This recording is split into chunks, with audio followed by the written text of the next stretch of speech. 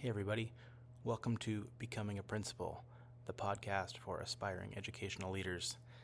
Today, we're going to go into a bit of our back catalog here, an episode that Matt and I first recorded a long time ago, almost 6 months ago. And it's about 5 reasons why you should consider school leadership. Hope you enjoy it. Take care. In this episode, we'll be discussing the 5 reasons why you should become a school leader. Basically, it's a public service announcement because truthfully, we need you. It's no secret that we're in the midst of a teacher shortage, and educators are considering the role of administrator less than ever before. This is a big problem. An Elizabeth Hubeck article in edweek.org titled "Thanks but No Thanks: Why Teachers Don't Want to Be Administrators" provides some interesting insight on the topic. The article states that fewer teachers may choose to go into administration as they bear witness to the work-related stress affecting school leaders. 85% of school leaders report frequent job-related stress and 48% report burnout, according to a 2022 nationwide RAND survey.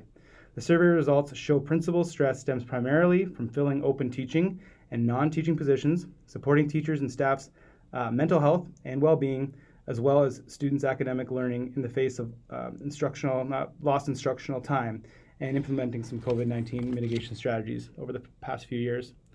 You know what I think about this, Matt?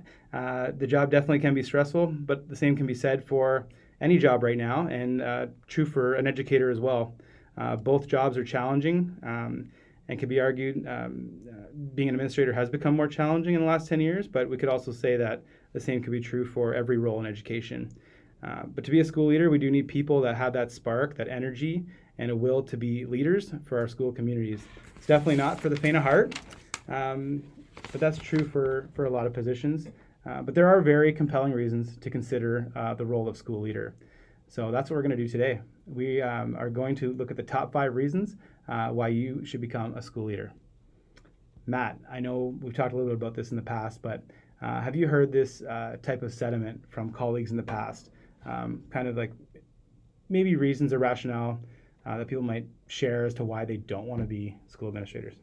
Yeah, of course, right? As we got into these roles ourselves, or we were going through this journey, there would be those people who'd be really supportive of it, but then there's others who might challenge you as to, well, why would you want to pursue that type of leadership?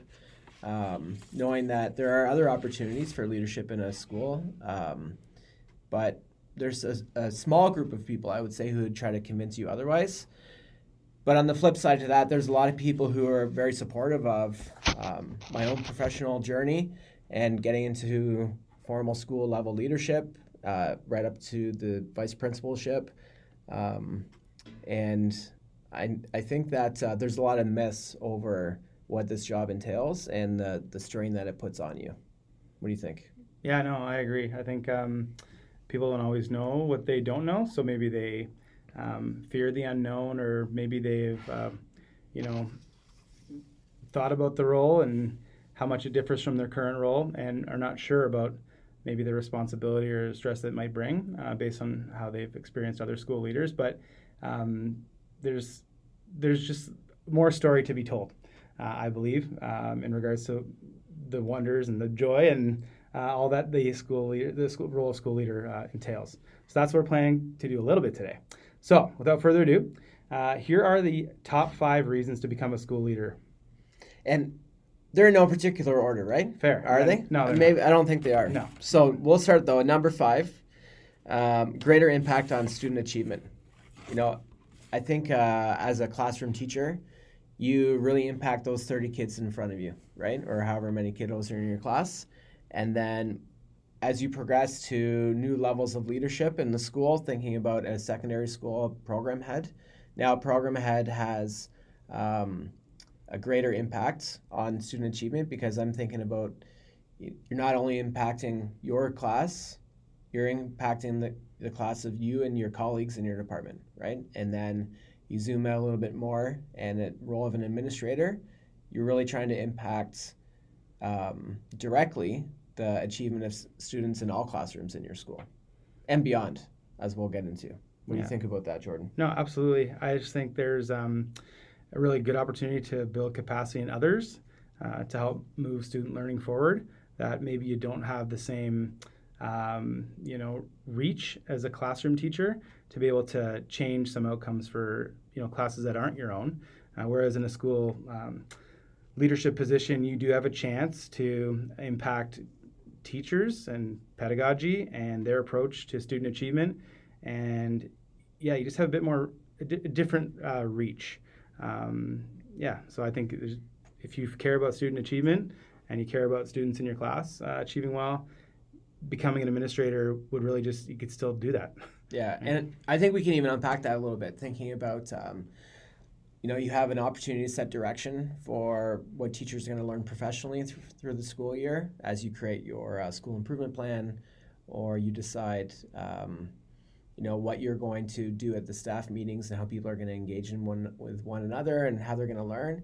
And then even from the programming side of things, you're involved with developing programs and how you schedule classes and, allocate resources to different things. You're really impacting students. Yeah, that's a great point. So obviously I'm new to the principalship, and what Matt just shared there about allocating resources really is kind of the litmus test for what you care about. So if you're looking at where you're putting your money and how you're managing those funds, how is that supporting student achievement should be a top of mind. So you do have a lot of decisions to make as a school leader as to where you do allocate funds, and you should be thinking of student achievement at the forefront of that.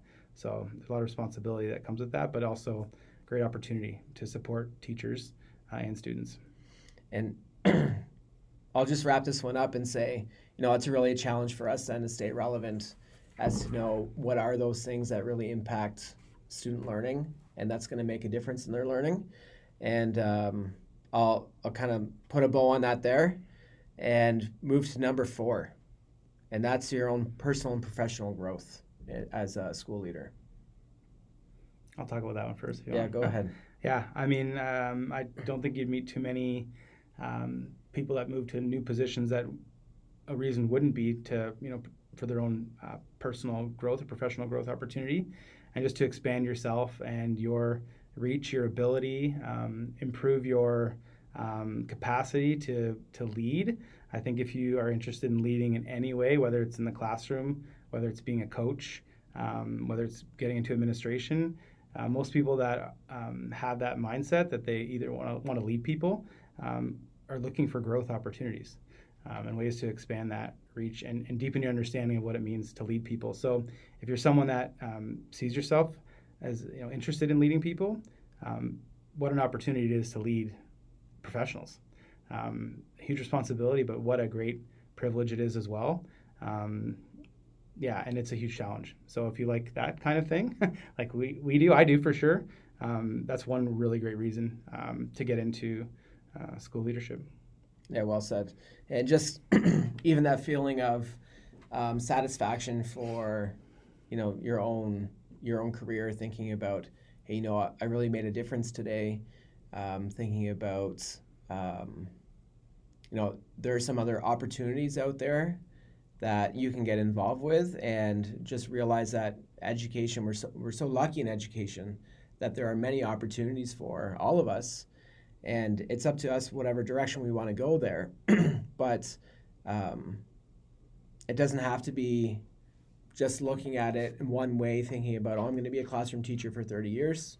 I know that's how I got into the role, but thinking about other opportunities that came my way, and just found some of that, saying yes to some of those opportunities to be very rewarding, both professionally and on a personal level. All right, I think we're ready to move on to number 3. Yeah. And number 3 is actually top of mind for a lot of people. It's increasing the having a greater impact at the district level. And with that new seat at a new table, having an opportunity to have conversations with some of the decision makers at a school board or at other schools, how you bounce ideas off one another to impact student achievement, student learning, engagement, staff wellness, equity, all the different priorities that we have in education. That comes from being a leader of a school. That's great. I agree. Like every position that you might change, you get a different perspective or vantage point, and you get around different people potentially, like you join a committee, now you're in a circle with maybe new people, get a chance to have your voice heard there and also listen to new voices. Same thing with school leadership. I know, becoming a vice principal at first for myself, it's a new level, new responsibility, and now you're sitting at a new seat with new people that you might have their ear or they might have yours, and it's really important that you use your voice when you get to those seats as well, because that's why when people get hired, you want them, so you want to hear their voice. So it's important also to remind yourself when that is happening that your voice does matter. So we even, for myself, when we're hiring people, we want people that are going to contribute, and we actually want their unique perspective. So don't forget that when you do take on sort of a new role, that's your value add, you. Yeah, people are looking to collaborate at different schools, right, and bounce ideas off one another. So when you can speak up and lend your own gifts and your own knowledge, you're really impacting what happens at other schools as well. And people are looking for the sharing of ideas and moving knowledge around the school district. We're fortunate to have that in our own school district. So you having the ear of others, as you said there, it's a really great opportunity to really impact what's happening everywhere because you have the chance to share your gifts. Yeah, and to extend that, it is also being in that maybe a room with more people that are making some higher level decisions for the district. So either you can understand that perspective. So when you do go back to your respective context, whether it's a school or whatnot, that you can understand where some things are coming from and the reason why an approach might be made. Whereas sometimes as an educator, you might just be hearing things and it sometimes feels top down. But in the principalship or even as vice principal, you have a chance to share why those things came to be. And that can actually help, I think, move things forward, right? And it's just a different perspective. Great. Okay, let's go. Number 2.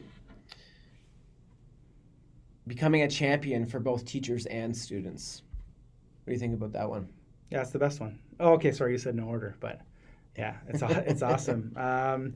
Yeah, in your classroom, you're a champion for students, and you probably, if you're interested in leadership at all, you are connecting with people outside of your classroom. But as an administrator, you really get a chance to spread your wings pretty wide, and you have a very far reach in terms of what you get to see. A very awesome seat to be in, and really just be someone that can support teachers and students from just a different perspective. Again, you're not necessarily right in the middle of it because you're not necessarily planning the lessons. You're not dealing with the students day to day and directly responsible for their learning in that class. But you get to listen to people and help support them in any way you can. And watching people rack up some wins or success with students and watching people progress and giving the feedback that's happening is one of the best, just a huge joy of the job, to watch students progress and to watch teachers succeed with students, when maybe they weren't meeting success before. There's nothing better than that for me. Yeah, and to me too, it's about removing those barriers to allow teachers to thrive or students to thrive. We see sometimes there's something happening in a student's life, or a shortage of resources, or the way something's structured that doesn't allow teachers to be at their best. And when you remove those barriers, or you provide an additional resource, or think about something in a different way, it really allows people to be at their game each and every day, which really impacts student achievement and well-being for the educator too, who they always want to do their best. So thinking about what do people need to do their job, what do people need to be at their best for learning, and when you can do that for people, it just makes the school thrive. Yeah, absolutely. If you're someone that just likes to root for people, that's being an administrator is great, because you want everyone around you to win. And I think when that happens, it's great for everyone, teachers, students, school culture. And if that's something that matters to you, or you feel you could influence a school culture positively in that way, then that's another great reason to want to be a school leader. All right, and our last reason, we could call it the number one reason. Sure. Right? is that it's a rewarding. I don't want to say a rewarding career. It's a rewarding. What was the word I'm looking for? Position. Mm-hmm. Yeah, it's, when you see those wins and then they start adding up, and no matter how big or how small, the impact that you're making on people, right? Whether that's a staff member, whether it's a student, whether it's their family, whatever that might be, whether it's a community member. We have relationships with so many different people at this level, and it's just it's an opportunity for you to really feel like you've made a big difference in somebody's life, either in a big way or a small way. Yeah, no, of course I agree with that, and it can be the number one reason. That's fair. Even though it's no order, that's fine. Yeah, I mean, it's obviously a big job. We can call it job, we can call it vocation, we can call it whatever. Vocation was the word I was looking for. There vocation. Okay, yep. That's good, because it's definitely a labor of love, and I think love is an important word because you do need to care that much about it. I think to do justice to the role, but there's, like you said, there's so many things that are rewarding in the role. They're just a little different than when you're an educator. The wins that you rack up are different. It might be very small progress. It might be progress with the family. It might be tying getting a new relationship established with the family where there might have been disengagement before. It's just those things are so rewarding, and they don't show up sometimes on the stat sheet, like if you want to make a sports reference, but they're like the little things that keep you going and keep you motivated and knowing that you're making a difference. But I think you also, if you're going to get into the role of administrator or school leader, I think you got to, I know I've had to readjust what I think is a win. And I'm learning that there's way more wins out there than you would think from the outside looking in. There's lots of things daily to celebrate, and I'm grateful for that. Yeah, well said. All right, so let's reflect on these top 5. So number 5, we had greater impact on student achievement. Number 4, our own personal and professional growth. Number 3, you have a greater voice at the district level to affect change across the system. Number 2, you become a champion for teachers and students. And number 1, it's a rewarding vocation. Thanks for listening to Becoming a Principal podcast. We're grateful for the time again that you spent with us, and we hope we've been helpful in some way to you. Be sure to check out our Instagram at Becoming a Principal podcast. Have a great day, everyone.